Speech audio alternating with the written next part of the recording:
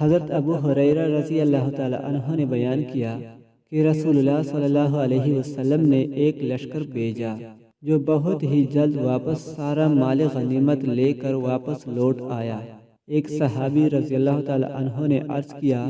یا رسول اللہ صلی اللہ علیہ وسلم، ہم نے کوئی ایسا لشکر نہیں دیکھا جو اتنی جلد اتنا سارا مال غنیمت لے کر واپس لوٹ آیا ہو۔ رسول اللہ صلی اللہ علیہ وسلم نے ارشاد فرمایا، کیا میں تمہیں اس سے بھی کم وقت میں اس مال سے بہت زیادہ غنیمت کمانے والا شخص نہ بتاؤں؟ یہ وہ شخص ہے جو اپنے گھر سے اچھی طرح وضو کر کے مسجد جاتا ہے، پھر فجر کی نماز پڑھتا ہے، پھر سورج نکلنے کے بعد اشراق کی نماز پڑھتا ہے، تو یہ بہت تھوڑے وقت میں بہت زیادہ نفع کمانے والا ہے۔ حضرت ابو ہریرہ رضی اللہ تعالی عنہ سے روایت ہے کہ رسول اللہ صلی اللہ علیہ وسلم نے ارشاد فرمایا،